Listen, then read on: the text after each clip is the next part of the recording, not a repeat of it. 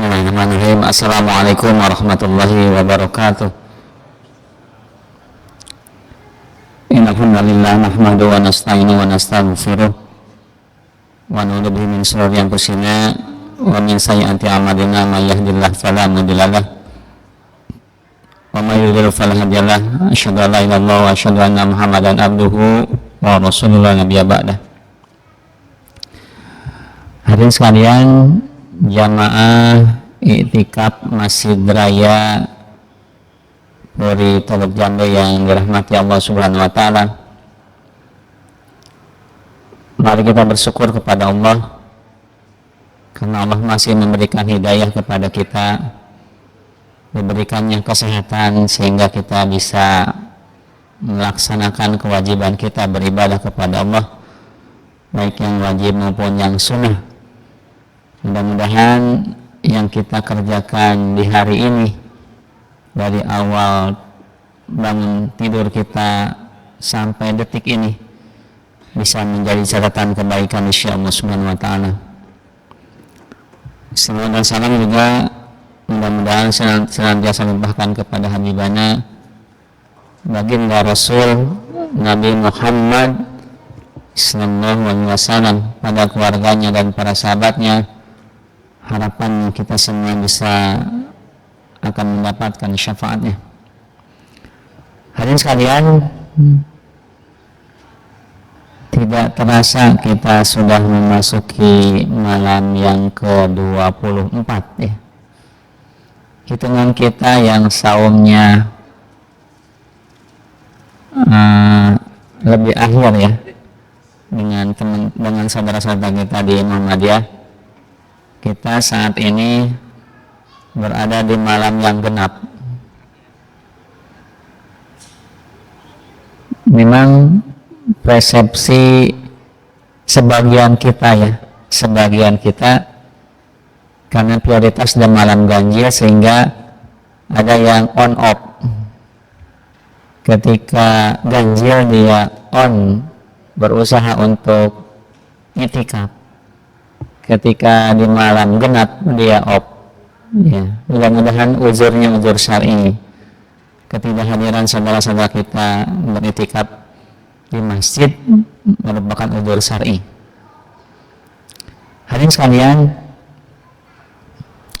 semua kita sudah mafhum ya, Ramadan itu laksana perlombaan, dan kita semua dipilihkan oleh Allah berada di garis finish ya. Tinggal beberapa hari ke depan kita, jika Allah menghendaki, kita akan memasuki hari raya Idul Fitri. Hadirin sekalian, dalam beberapa keterangan hadis juga secara tekstual dinyatakan bahwa baginda Rasul dan para sahabat di asratil awakhir yajtahidu, lebih bersungguh-sungguh ya untuk mengisi di 10 hari terakhir di bulan Ramadan dengan berbagai macam ibadah dan amal soleh. Bahkan ada 3 perkara yang dilakukan oleh baginda Rasul ketika memasuki 10 hari terakhir di bulan Ramadan. Yang pertama, mengikatkan pinggangnya ya, wasyaddadzar ya, wasyaddadzar, mengikatkan pinggangnya. Kemudian yang kedua, wa iqada ahlahu, mengajak keluarganya, karib kerabatnya. Dan yang ketiga, ihyaul lail, menghidupkan malamnya untuk beribadah kepada Allah Subhanahu wa taala. Mengikat pinggang semua sudah mafhum ya. Ini sebagai pertanda bahwa baginda Rasul lebih bersungguh-sungguh lagi, lebih bersemangat lagi untuk beribadah kepada Allah di 10 hari terakhir. Kemudian baginda Rasul menjauhi sementara istri-istrinya ya, biar lebih fokus untuk beribadah kepada Allah Subhanahu wa taala di 10 hari terakhir. Harapannya kita semua mendapatkan malam Lailatul Qadar, malam kemuliaan yang lebih baik daripada 1000 bulan, ya, subhanallah.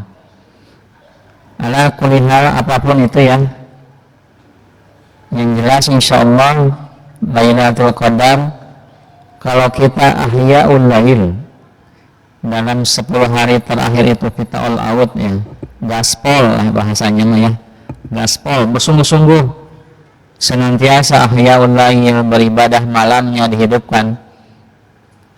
Di 10 hari terakhir ini insyaallah akan mendapatkan malam Lailatul Qadar, ya, tidak semata di malam ganjil, tapi kita isi di 10 hari terakhir ini dengan semaksimal mungkin yang kita bisa. Hadirin sekalian, setiap hari ini kita merasakan waktu kita berlalu begitu cepat, ya. Kemarin kita tahun Ramadan, katakanlah mempersiapkan diri menyambut Ramadan, terus berjalan sampai sekarang, terasa cepat waktu itu. Ya, harapannya bertambah waktu, bertambah usia kita, maka bertambah juga amal soleh kita, kebaikan kita. Karena ada hadis, khairun nas man tala umruhu wa hasuna amaluhu. Sebaik-baik manusia itu adalah yang panjang umurnya, tapi banyak juga atau bertambah juga kebaikannya. Wasyarrunna, sebaiknya, seburuk-buruk manusia itu adalah mantala umurhu wasyarru amaluhu. Jadi seburuk-buruk manusia itu adalah yang usianya panjang tetapi buruk pula amalnya. Naudzubillah, ya. Hadirin sekalian, kita berharap hidup kita penuh dengan kebaikan. Semua orang yang beriman berharap hidupnya penuh dengan kebaikan atau yang dikenal dengan keberkahan, ya.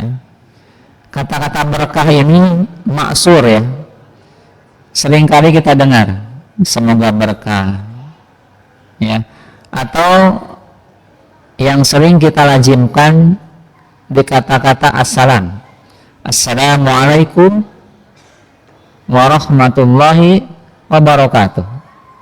Itu ada kata barakah, semoga Allah memberikan keselamatan, rahmat, dan keberkahan, ya. Ini yang sering kita ucapkan, ya. Ada kata-kata berkah, kebaikan, hidup kita ingin berkah, ya. Kemudian berkenaan dengan salam juga, kalau kita lihat ini memang secara perintahnya di Al-Quran, salam ini diucapkan ketika masuk rumah, biar rumahnya berkah, ya, biar rumahnya berkah. Apa perintahnya? Ini perintahnya di Al-Quran surat An-Nur ayat 27. Ya ayyuhalladzina amanu la tadkhulu buyutan ghayra buyutikum hatta tastanisu wa tusallimu ala ahliha dzalikum khairul lakum la'allakum tadhakkarun, ya. Wahai orang-orang yang beriman, janganlah kamu memasuki rumah-rumah bukan rumahmu hatta tastanisu, sebelum kamu meminta izin dan memberikan salam kepada penghuninya. Yang demikian itu lebih baik bagimu agar kamu mengingatnya.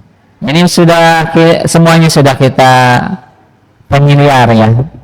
Ketika mau memasuki rumah orang lain, hatta tasnisu, harus minta izin dan mengucapkan salam. Biar apa, ya? Biar berkah, ya, biar berkah. Tempatnya biar berkah. Kemudian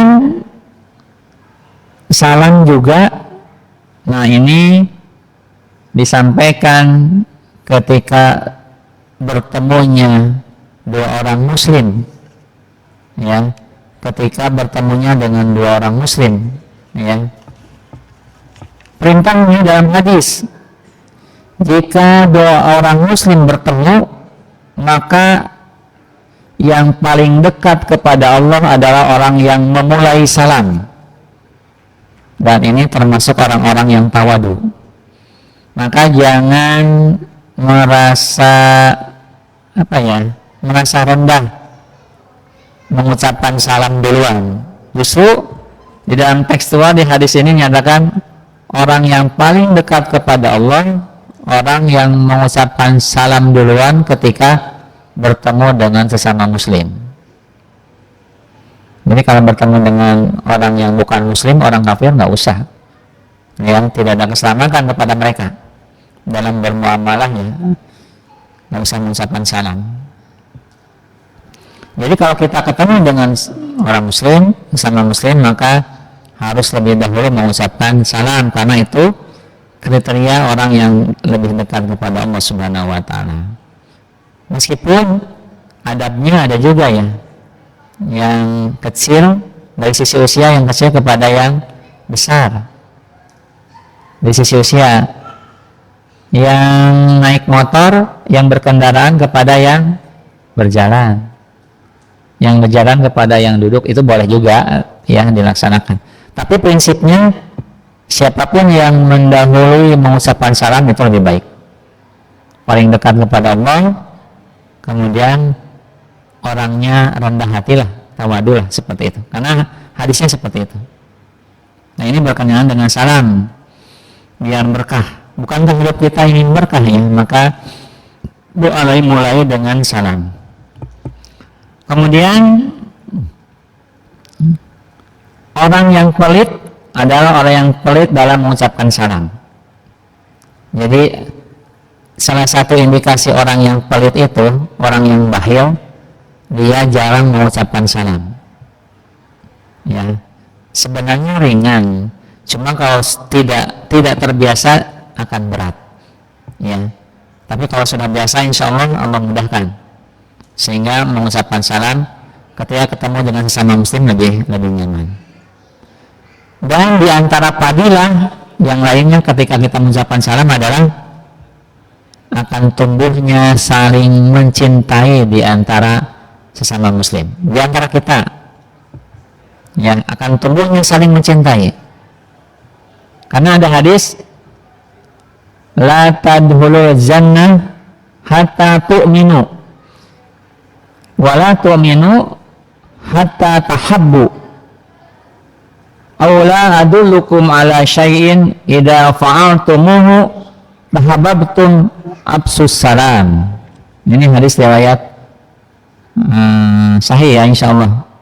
Jadi la tadkhulul jannah, kalian tidak akan masuk surga sampai kalian beriman.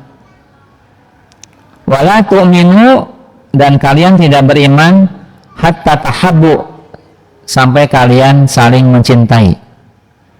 Mencintai karena Allah ya, ini cintai karena Allah, bukan hawa nafsu ya, tapi karena Allah Subhanahu wa Ta'ala. Aula adullukum ala syai'in idza fa'altumuhu tahabbtum. Maukah aku tunjukkan sebuah perkara yang apabila engkau kerjakan akan tahabbtum, akan saling mencintai di antara kalian. Apa itu? Absus salam bainakum. Sampaikan salam, sebarluaskan salam di antara kalian. Ya. Ini bisa kita laksanakan ketika kita bertemu sesama muslim. Absus salam, sebarluaskan salam. Ya. Jadi jangan gengsi-gengsian, jangan takut dikatakan orang alim. Absus salam, sebarluaskan salam, sehingga akan tumbuh saling mencintai. Ya, kalau di sebuah pondok, di beberapa pondok maksud saya, sudah terbiasa ya. Ketika misalkan kita berkunjung ke sebuah pondok, maka santri akan menyapa dan diawali dengan mengucapkan salam, absus salam. Kenapa? Karena fadilahnya akan menjadikan saling mencintai di antara mereka. Ya. Hadirin sekalian, kata berkah juga seringkali ucapan ketika misalkan ada event-event tertentu ya.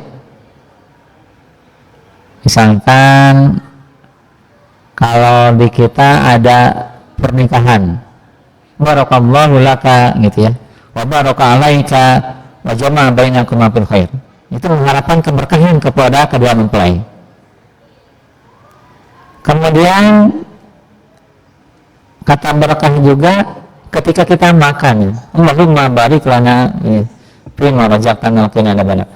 Nah, itu beberapa keseharian kita yang menghendaki keberkahan dalam setiap kegiatan yang kita lakukan, sehingga kalau ini dibiasakan dari mulai yang kecil, maka harapannya kehidupan kita ini akan penuh dengan keberkahan, kebaikan.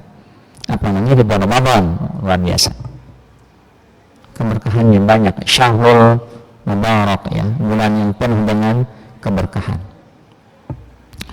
Hadirin sekalian, kata berkah itu dari kata birkah. Ada yang mengatakan dari kata birkah ini berarti sumur yang birkah itu sumur, di mana di situ ada air mata air yang mengalir kayak air jam-jam, ya, birkah. Secara istilahi dalam makna yang lebih luas, berkah itu artinya bertambah kebaikannya, jadul khair. Atau kalau Imam An-Nawawi mengatakan keberkahan itu maknanya kebaikan yang banyak dan menetap dan abadi, kebaikan yang banyak dan menetap atau abadi. Itu pendapat dari Imam An-Nawawi, ya, seperti itu. Hadirin sekalian, keberkahan itu bukanlah dari cukup mencukupi, tapi keberkahan itu bertambahnya ketaatan kita kepada Allah Subhanahu wa taala dalam segala keadaan, ya. Jadi bertambahnya ketaatan kepada Allah dalam segala keadaan, ya. Prinsip keberkahan itu, ya. Bukan kalau kita kan asumsinya rizkinya berkah, rizkinya cukup, bukan hanya itu, tapi bagaimana rezeki itu bisa menjadi jalan untuk meningkatkan ketaatan kepada Allah Subhanahu wa taala. Hidup yang barokah itu bukan hanya sehat, ya, tapi juga dia kadang sakit, ya. Dan sakitnya itu bisa menjadi jalan dia mendekat kepada Allah Subhanahu wa taala, seperti halnya Nabi Ayub. Beliau kan sakit, ya. Sakitnya jadi keberkahan sehingga beliau lebih mendekat kepada Allah Subhanahu wa taala. Barokah itu tidak selalu panjang umur. Ya, tidak hanya dilihat dari usia barokah itu. Ada kalanya umurnya pendek, tapi karya-karyanya bisa kita nikmati sampai sekarang. Kayak Imam Syafi'i, itu kan usianya meninggal usia muda, ya. Tapi karya-karyanya sampai sekarang luar biasa. Imam An-Nawawi juga, ya, usianya tidak terlalu panjang, karyanya sampai sekarang, itu umur yang berkah, ya. Kemudian tanah yang barokah itu bukan semata-mata subur, ya, kemudian menghijau. Mekah Al-Mukarramah yang di kanan kirinya masih katakanlah panas, ada padang pasir meskipun banyak hotel-hotel sekarang, ya. Tapi keberkahannya luar biasa. Ya, melaksanakan ibadah sholat di Masjidil Haram 100.000 kali lipat, ya, dibanding dengan di luar atau dibanding di tempat yang lain. Itu tanah yang berkah, ya. Kemudian makanan yang berkah itu bukan yang komposisi gizinya lengkap. Persyaratan makanan yang berkah itu bukan semata-mata dari 4 sehat 5 sempurna, ya. Lengkap gizinya, ya. Ada daging, ada buah, ada sayur, segala macam. Tapi makanan yang berkah itu, ya, makanan yang bisa mendorong orang tersebut lebih taat kepada Allah Subhanahu wa taala. Ya. Itu diantaranya ya. Kemudian ilmu yang barokah itu bukan hanya ada footnote-nya atau referensinya banyak, bukan hanya itu. Tapi ilmu yang barokah itu ilmu yang diajarkan dan orang lain tergerak untuk melaksanakan kebaikan dan ketaatan kepada Allah Subhanahu wa taala. Kemudian penghasilan yang barokah itu bukan semata-mata gaji yang besar.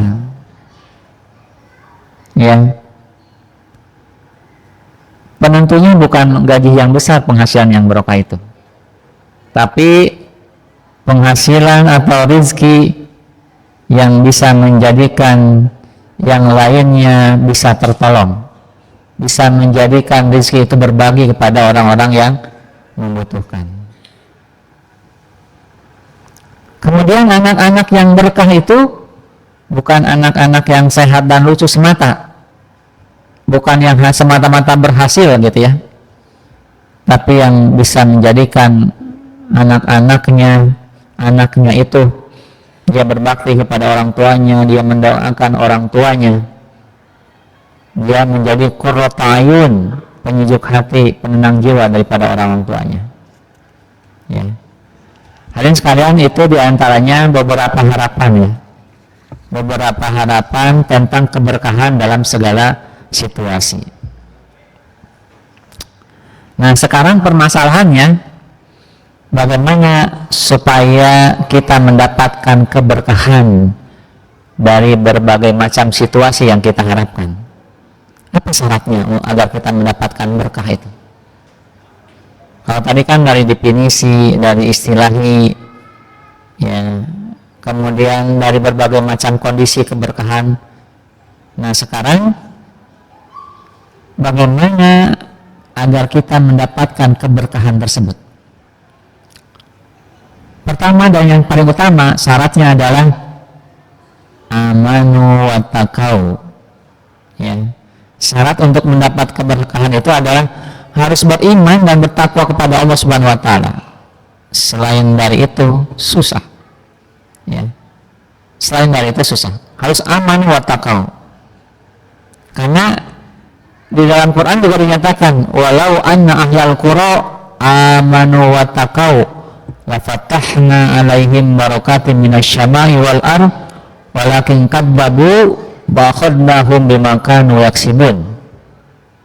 Dan seandainya satu negeri ini beriman dan bertakwa kepada Allah, la fatahna alaihim barakatin minasyama'i wal ardh walakin kadzabu wa akhadnahum bima kanu yaksibun.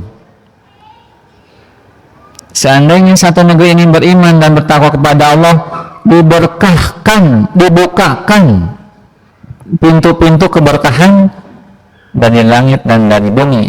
Akan tetapi mereka mendustakan ayat-ayat kami siksa mereka disebabkan karena perbuatannya.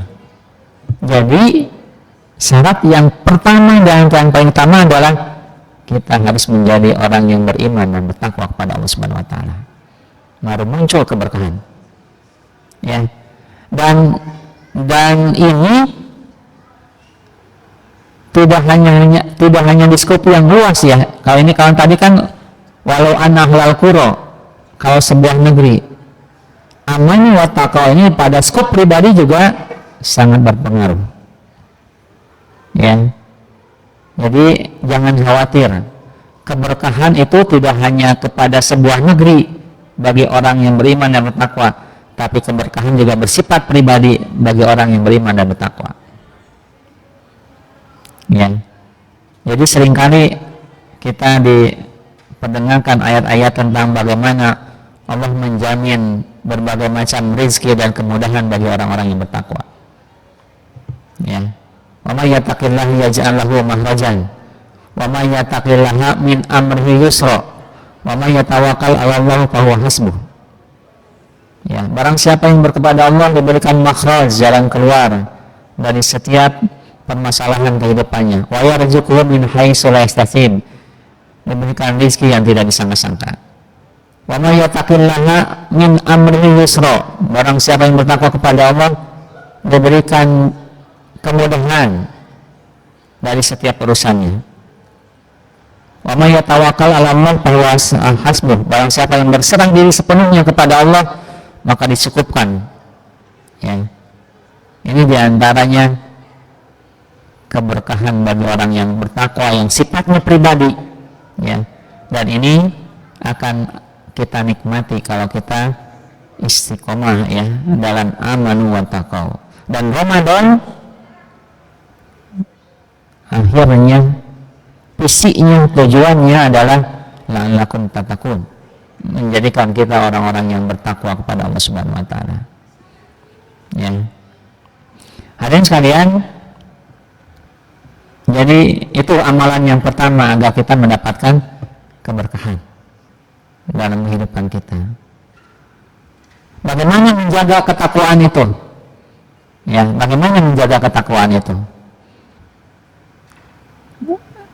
Menjaga ketakwaan diantaranya dengan mengingat-ingat bahwa kita itu senantiasa berjanji kepada Allah Subhanahu wa taala. Mu'ahadah. Senantiasa berjanji kepada Allah Subhanahu wa taala. Ketika di alam rahim semua kita berjanji kepada Allah. Alastu birabbikum? Qalu bala syahidna. Bukankah aku ini Rabb kamu? Setiap kita akan menjawab pada saat itu, qalu bala syahidna. Betul, kami menjadi saksi. Itu kan janji kita kepada Allah Subhanahu wa taala ketika di alam rahim. Kemudian setiap kali kita sholat membaca surat Al-Fatihah juga berjanji. Ihdinas iyyaka na'budu wa iyyaka nasta'in. Hanya kepada Engkau lah kami menyembah dan hanya kepada Engkau lah kami meminta pertolongan. Itu bagian dari janji mu'adah kita kepada Allah Subhanahu wa taala. Jadi janji kepada Allah harus, ya, wajib dengan sungguh-sungguh untuk ditaati. Ya ayyuhalladzina amanu aufu bil uqud. Penuhi janji-janji itu, ya.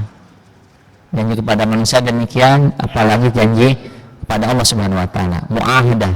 Kita ini senantiasa berjanji pada Allah Subhanahu wa taala. Apalagi inna salati wa nusuki wa mahyaya wa mamati lillahi rabbil alamin. Sesungguhnya salatku, ya, ibadahku dan hidupku lillahi rabbil alamin, hanya untuk Allah Subhanahu wa taala. Ini bagian dari janji mu'ahadah kita kepada Allah Subhanahu wa taala.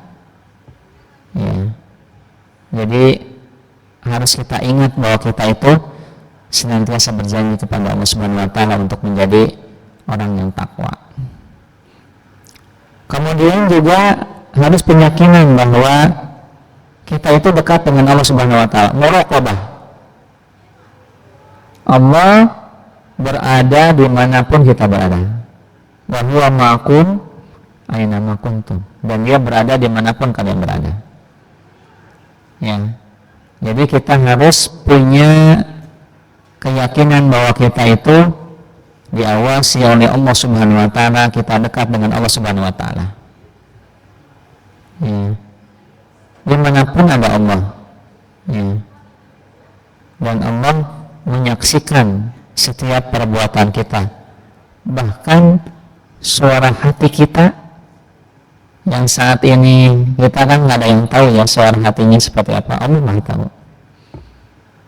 Ya, muraqabah, tumbuhkan sifat muraqabah bahwa Allah itu senantiasa dekat dengan kita, mengawasi kita.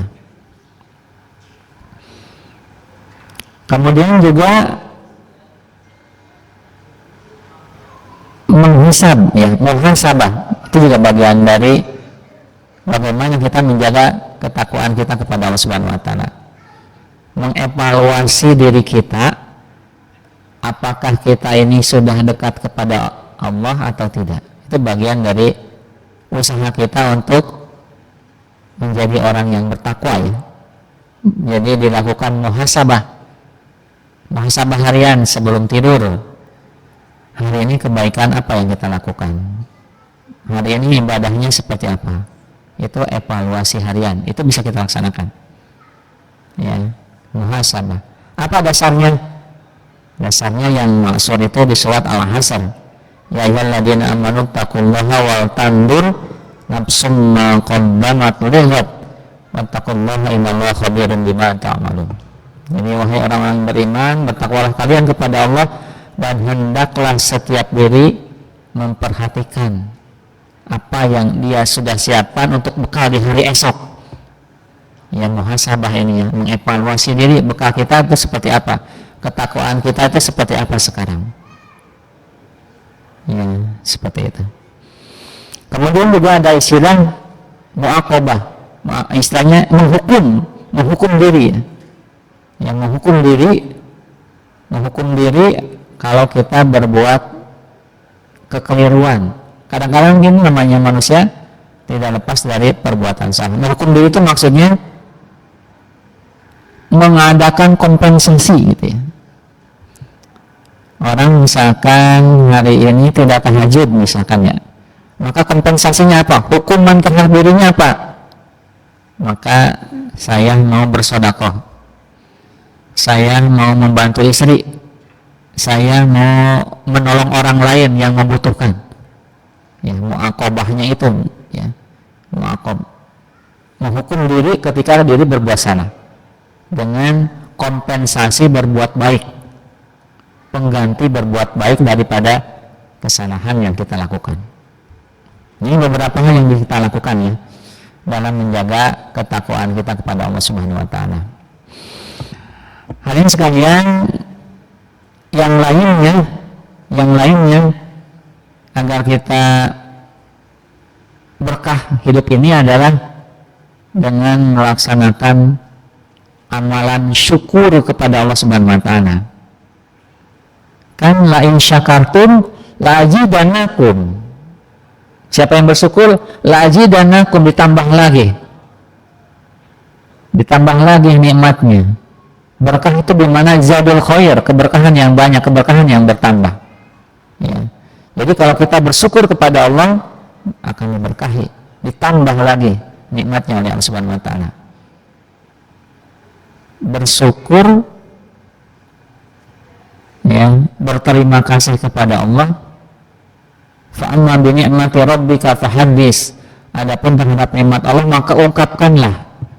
Mengucapkan hamdalah, alhamdulillah, kemudian mengungkapkan hada min fadli rabbi, ini semua adalah nikmat dari Allah Subhanahu wa taala.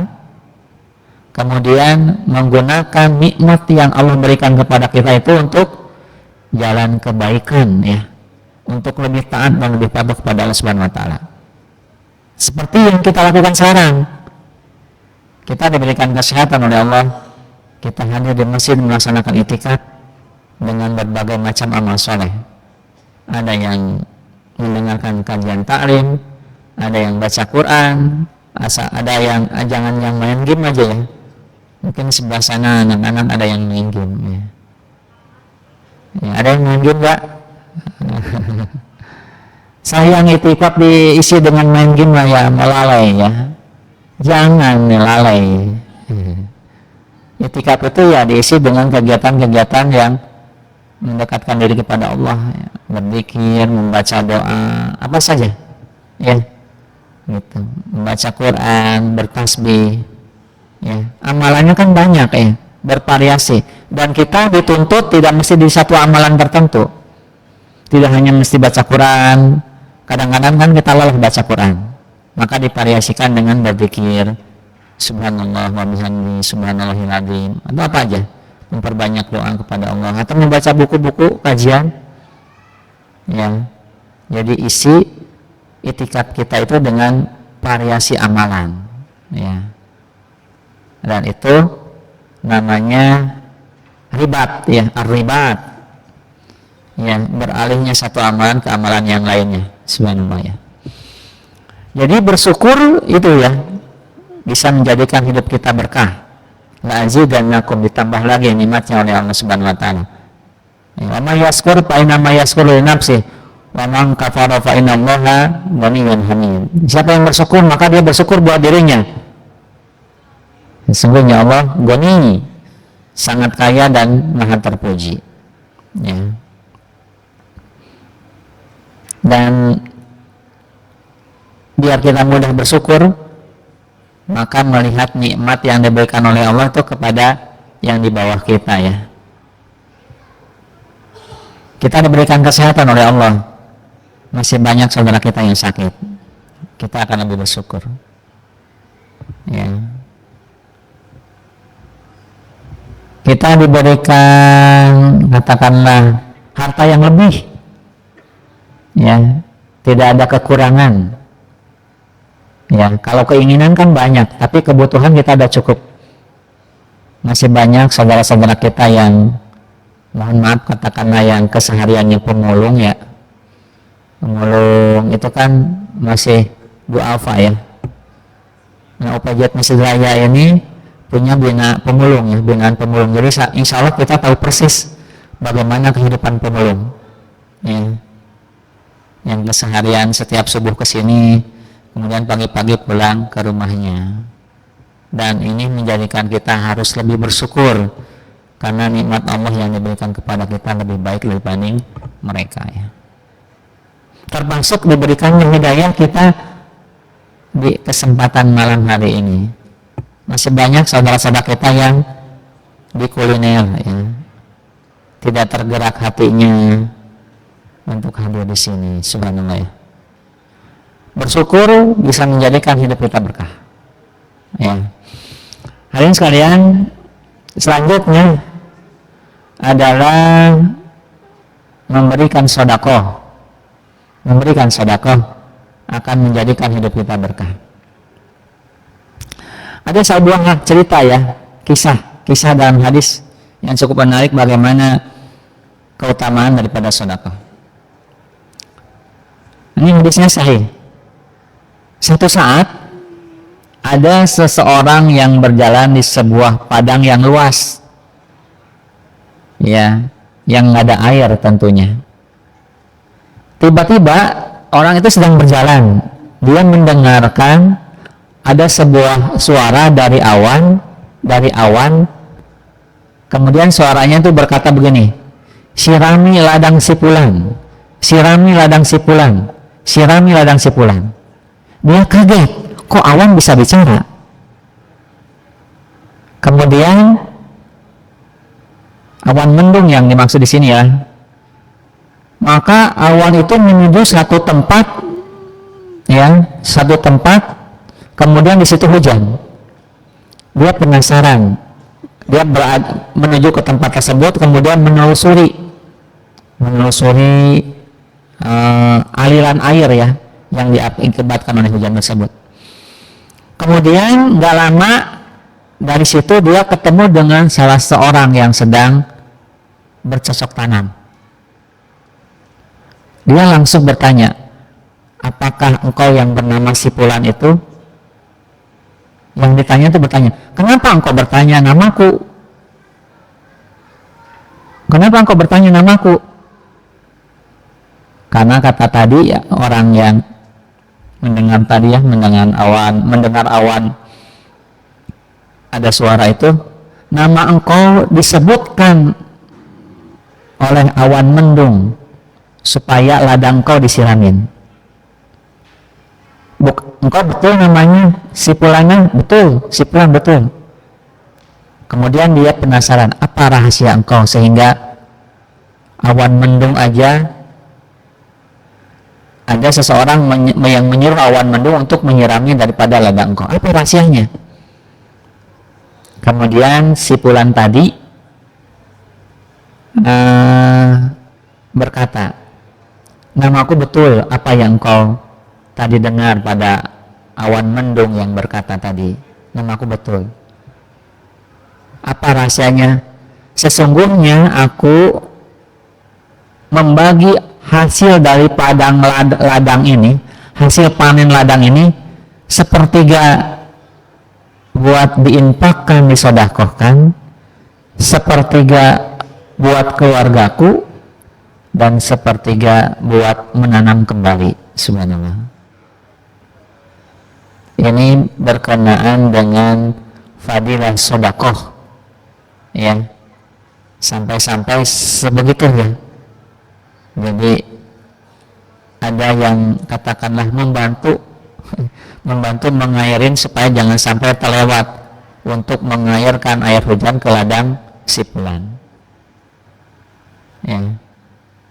Hadirin sekalian, di kita itu seringkali mendengar ada infak, ada sedekah, ada zakat. Ya. Itu yang seringkali kita dengar.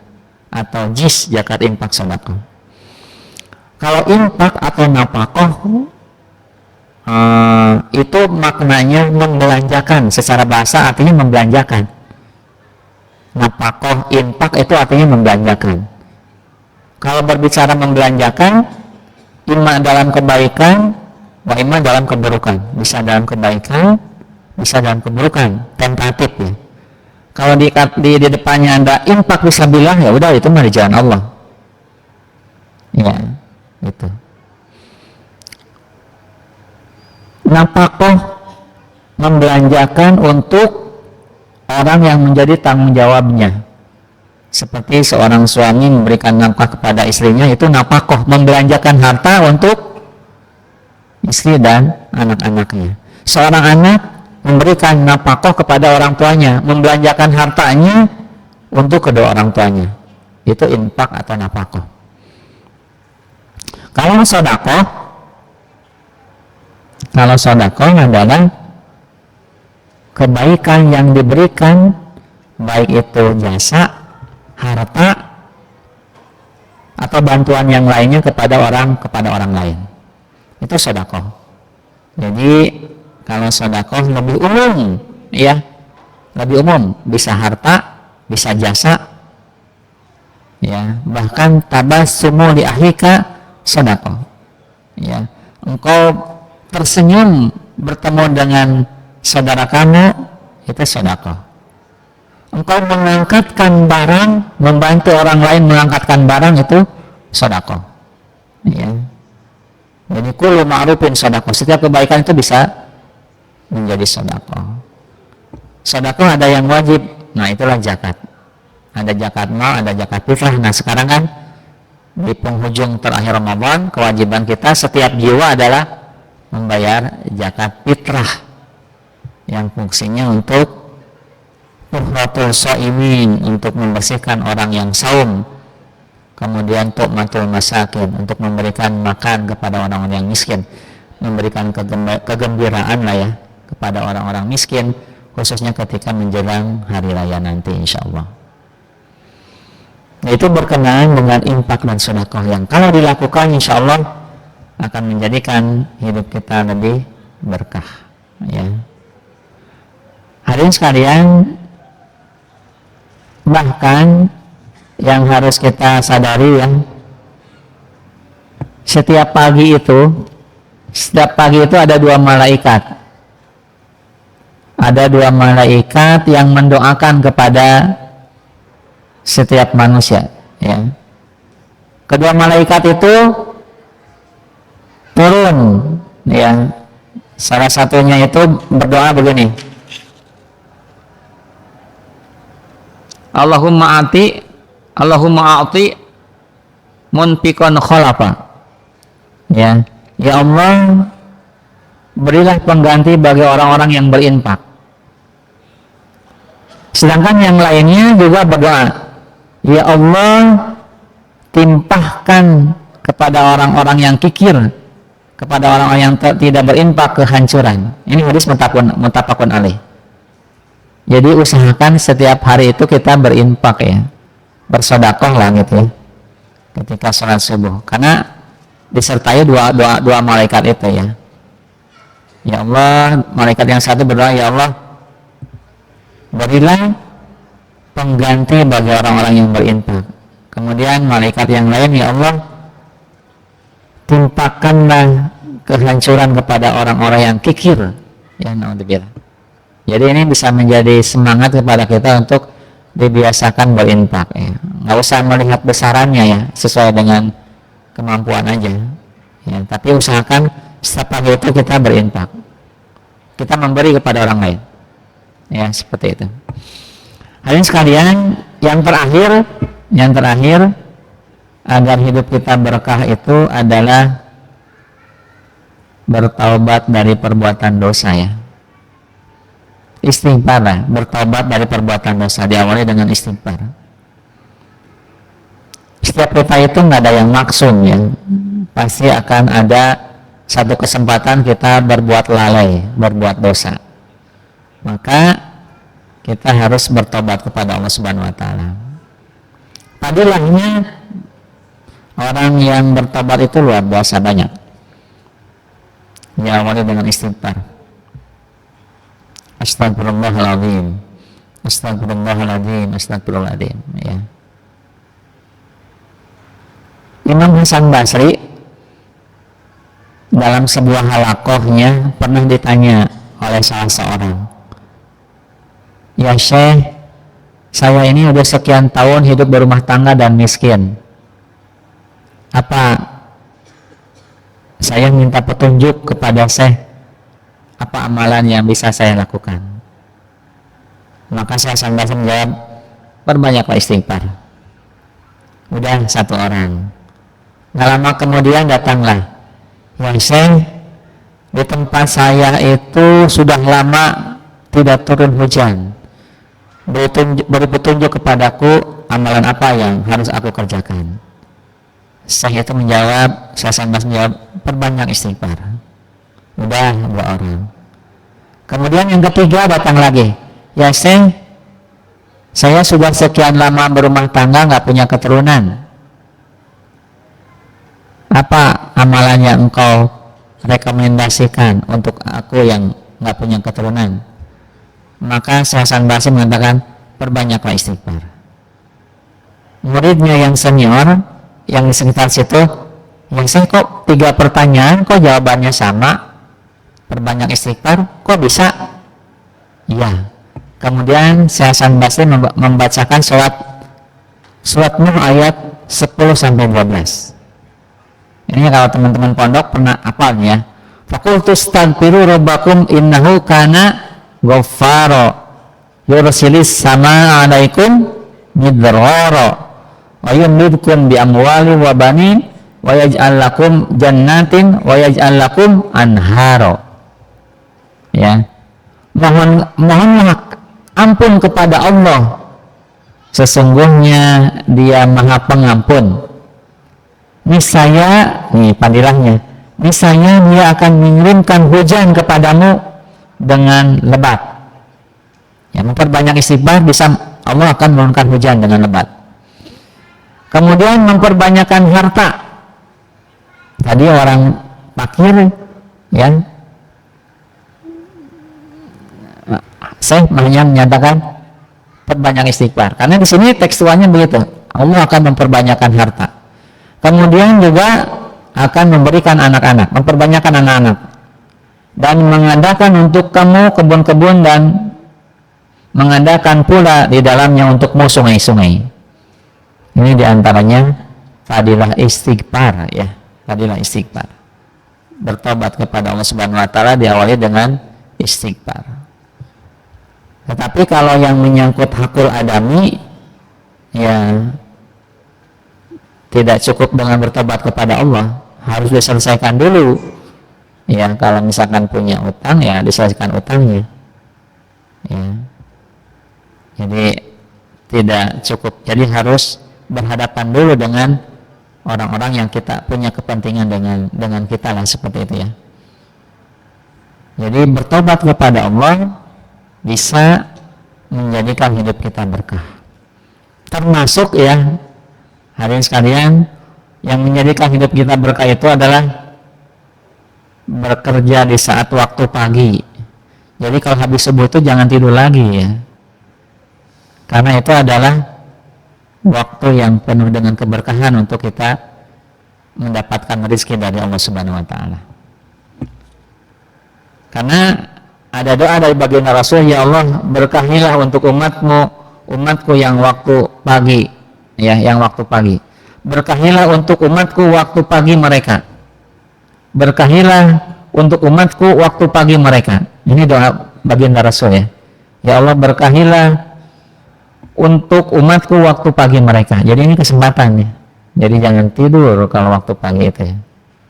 Ya tidurnya ya sekitar jam 8:30 gitu ya. Kalau jam 6, jam 7 jangan tidur, karena itu waktu yang didoakan menjadi waktu yang berkah untuk beraktivitas gitu ya. Hadirin sekalian, itu ya diantaranya yang katakanlah beberapa hal yang menjadikan hidup kita lebih berkah ya, berbagai macam amalan yang bisa menjadikan hidup kita lebih berkah. Dan mudah-mudahan Ramadan yang kita laksanakan sekarang ini ya, dengan berbagai macam amal solehnya dari awal hingga akhir, betul-betul bisa membentuk diri kita menjadi orang yang takwa kepada Allah, sebagai adanya menjadi syarat ya, syarat yang utama ketika kita ingin mendapatkan keberkahan. Amanu wa taqau, beriman dan bertakwa kepada Allah Subhanahu wa taala. Demikian, mudah-mudahan ada manfaatnya khususnya bagi saya juga bagi hadirin sekalian. Saya kembalikan kepada pembawa acara. Baik, terima kasih sudah menyampaikan kultum kajian agama ya. Oke, itu para sekalian, berhubung waktu masih ada, kami buka sesi tanya jawab. Silakan bagi jamaah yang hendak bertanya boleh mengangkat tangannya. Ya.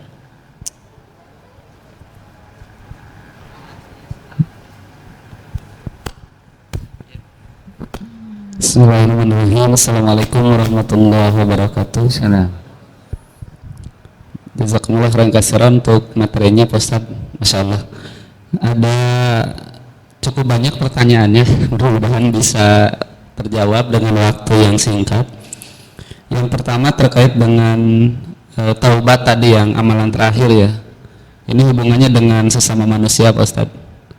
Jadi katakanlah kalau kita yang dizolimi, itu kan lebih baik kita memaafkan. Itu jauh lebih baik daripada memendam dendam gitu. Nah, bagaimana kalau sebaliknya Pak Ustaz, justru karena tadi kita tidak bisa lepas dari masalah, justru kita yang menzalimi orang gitu. Nah, kemudian kita sudah berusaha semaksimal mungkin menyelesaikan masalah, kemudian memohon maaf sampai bahkan bisa dikatakan berpuluh-puluh kali, bahkan di setiap kesempatan minta maaf, setiap kesempatan minta maaf. Tapi kemudian pada akhirnya orang itu belum mampu memaafkan kesalahan kita gitu. Nah, apakah nanti di akhirat kita akan termasuk kategori yang bangkrut tadi yang disampaikan, atau kita berserah diri kepada Allah? Yang pertama. Kemudian yang kedua, terkait dengan zakat tadi, kita bolehkah kita memberikan zakat kepada kakak kita yang dalam hal ini statusnya miskin gitu Pak Ustaz? Nah, dan apakah saat kita memberikan zakat itu harus disampaikan bahwa ini saya zakat fitrah ya gitu? Nah, itu kan secara tidak langsung juga akan mungkin menyinggung perasaan gitu, bahwa kok jadi penerima zakat. Yang ketiga, sejauh mana Pak Ustaz batasan kita bernazar kepada Allah? Kadang punya masalah yang dirasa sudah berdoa dan sebagainya, tapi Allah belum kirimkan jalan keluar, sehingga muncul nazar, ya Allah, kalau masalah ini selesai saya akan bersedekah sekian kepada si A misalnya gitu. Nah, itu sejauh mana kita diperbolehkan untuk melakukan nazar kepada Allah? Untuk terakhir, dulu pernah mendengar cerita yang di gua itu yang tertutup batu ya, kemudian betul tawasul ya, tiap orang menyampaikan amalannya, kemudian batunya bergeser. Nah, apakah itu masih berlaku untuk kita saat ini? Dan saat kita menyebut amalan kita, apakah pahalanya itu sudah digantikan dengan yang kita sebut atau seperti apa Pak Ustaz? Itu saja, ada 4 pertanyaan. Terima kasih. Wassalamualaikum warahmatullahi wabarakatuh.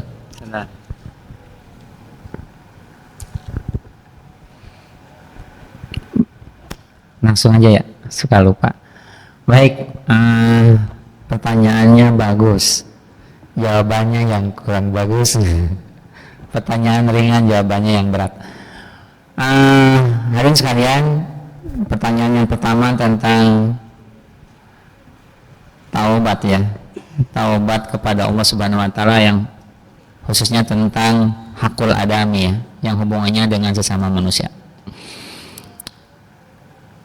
Semua permasalahan dengan sesama makhluk kita harus usahakan selesai di dunia, jangan dibawa ke akhirat. Karena tadi akan ada pertanggungjawaban. Khawatir kita menjadi orang yang bangkrut, ya, fairit, muflis, ya, naudzubillah. Karena apa? Kita banyak amalan banyak, tetapi ada perbuatan dosa, ada kedoliman kita juga kepada orang lain, sehingga dibayar dengan amalan tersebut. Akhirnya amalannya habis, sementara kedoliman masih ada, bangkrut kita.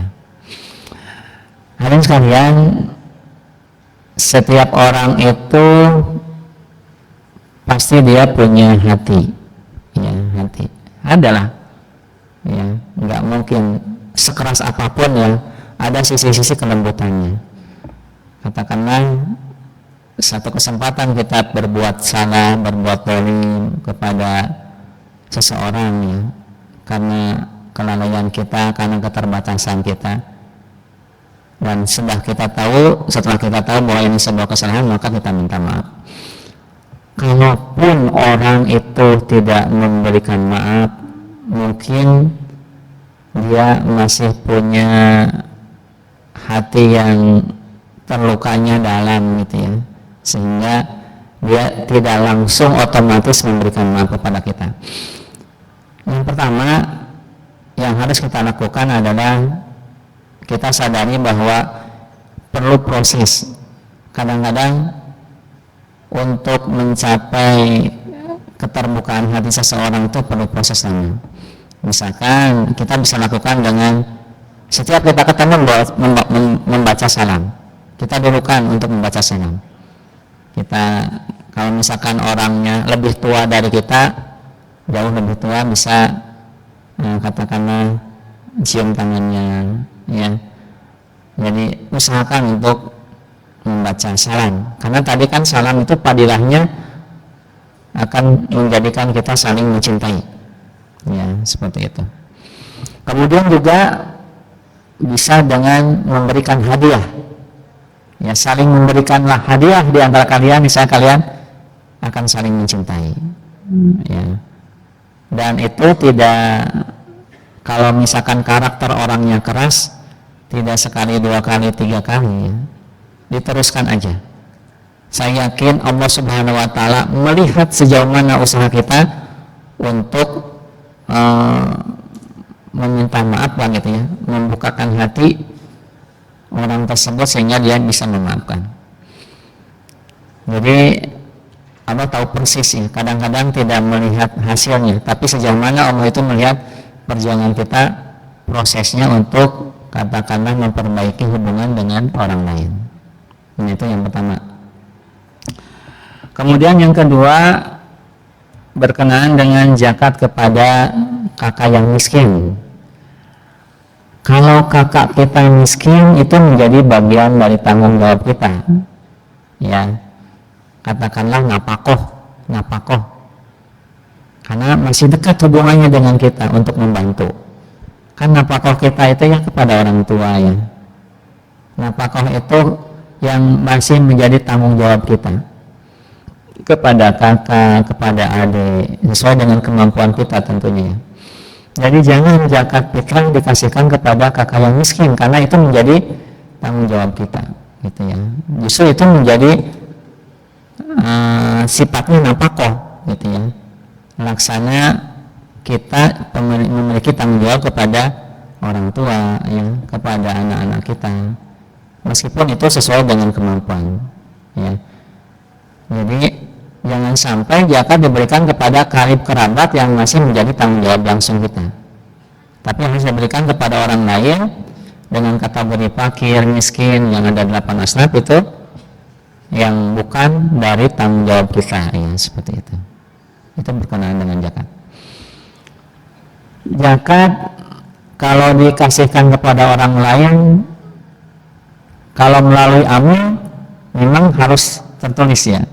Kayak di sini kan alhamdulillah secara struktural sudah di SK-kan sama Basnas. Jadi sudah resmi nih. UPJ sini sudah resmi di SK-kan sama Basnas dan diberi keleluasaan penuh untuk mengumpulkan dana infak dan sedekah. Dan itu nanti ada laporan pertanggungjawabannya, mustahiknya berapa, alamatnya di mana dan segala macam. Ya.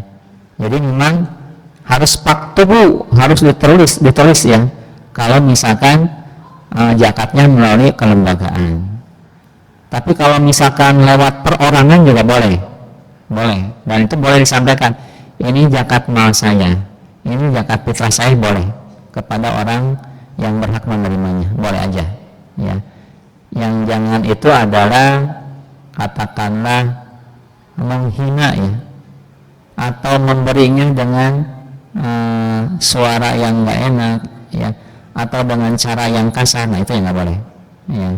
Kalau menyampaikan ini zakat fitrah saya boleh, masih boleh aja, ya seperti itu.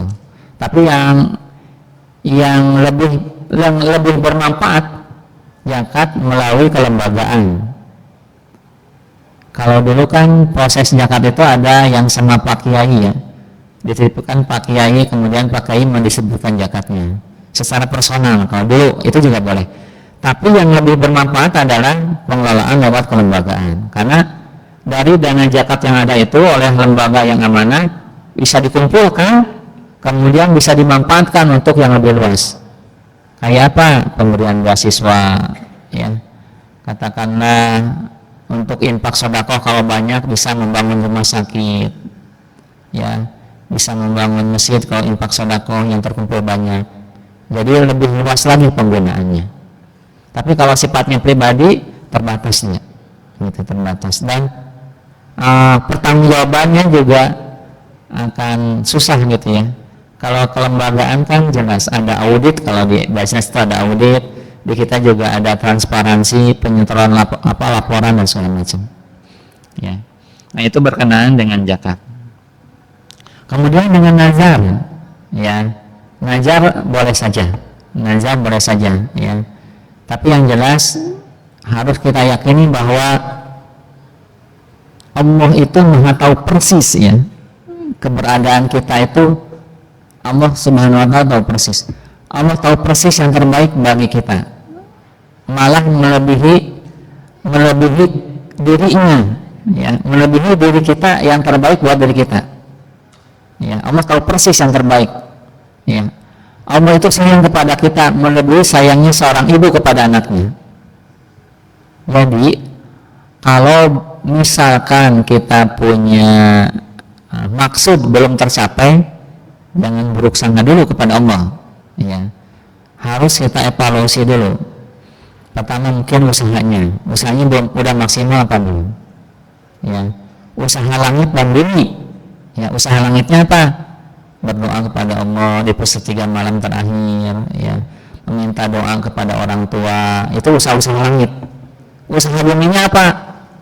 Apa yang menjadi perantara daripada maksud tersebut ya. Usaha fisiknya apa gitu ya. Entah itu kalau misalkan sesuatu hal itu ya harus bekerja, harus menuntut ilmu, misalkan kalau yang dimaksud itu untuk ingin dapat ilmu yang bermanfaat ya, harus menuntut ilmu dengan sungguh-sungguh ya. Kalau sesuatu yang belum tercapai ya harus bekerja ya gitu. Kalaupun dengan nazar juga boleh gitu ya, setelah kita berusaha ya. Tapi nazar itu dengan perkara yang sunnah, bukan dengan perkara yang wajib. Saya mau bernadar kalau berhasil saya mau sholat berjamaah, sholat asar berjamaah terus. Nah itu nggak boleh ya. Dengan perkara-perkara sunnah. Saya kalau berhasil insya Allah bernadar mau itikaf berapa hari boleh ya. Mau saum sunnah, mau memberikan sedekah itu juga boleh ya. Dengan perkara-perkara yang sunnah, bukan dengan perkara yang wajib nazar itu, dan itu sah saja boleh gitu ya. Tapi jangan memudahkan juga bernazar ya. Jadi harus dilihat usahanya sejauh mana memohon doanya kepada Allah juga sejauh mana kesungguhannya, ya kalau itu sudah dilaksanakan barulah kita boleh bernadar memohon kepada Allah, kalau ini berhasil insya Allah saya akan begini-begini ya Allah, ya, boleh aja. Dan itu menjadi wajib, ya menjadi wajib untuk dilaksanakan, ya, menjadi wajib. Kemudian berkenaan dengan tawasul syar'i, ya kan tawasul itu memohon kepada Allah dengan perantara. Tadi yang lewat kisah 3 orang pemuda yang terjebak di gua itu tawasul syar'i dengan amal soleh, boleh, ya. Ya Allah, saya sudah beramal soleh ini membantu orang tua, kalau ini menjadi sebuah kebaikan di sisi Engkau ya Allah, maka berilah jalan keluar dari setiap kesalahan hidup, dari setiap kesulitan hidup saya, itu juga boleh tawasul syar'i. Atau juga dengan mendoakan kepada orang-orang yang soleh, yang ada yang ulama-ulama kabair lah ya, ulama-ulama besar ya, yang dipastikan keilmuannya dan kesolehannya. Nah, kita meminta doa kepada beliau boleh tawasul syar'i, memohon doa, memohon didoakan kepada ulama-ulama yang besar lah gitu ya, kapasitasnya besar, yang tidak diragukan lagi kesolehannya, keilmuannya. Kemudian juga tawasul bisa dengan asmaul husna, ya Allah, ya Rahman, ya Rahim, ya Malik, ya Kudus, sesuai dengan apa yang kita minta. Kalau kita ingin dapat ilmu yang banyak, ya Allah, ya Amin, bisa. Kalau misalkan minta rezeki sukses, ya Razak, ya Aziz, bisa ya, dengan asmaul husna bisa, itu insya Allah dilakukan. Adapun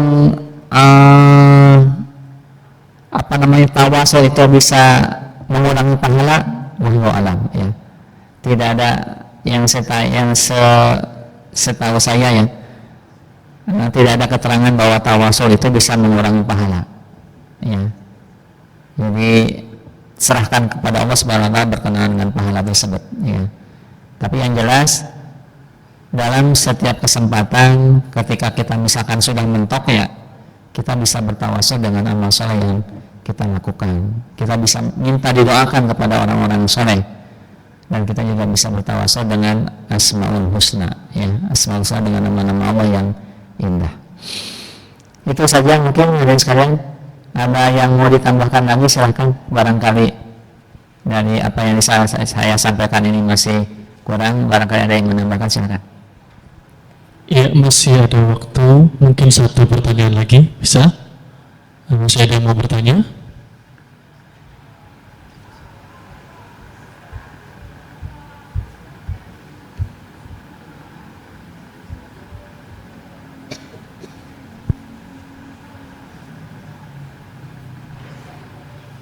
Baik, jika tidak ada, mari kita lanjutkan kepada acara berikutnya. Ini acara apa ya, istirahat teman-teman ya. Baik, sebelum kita akhiri kajian ini, mari kita bersama-sama membaca hamdalah.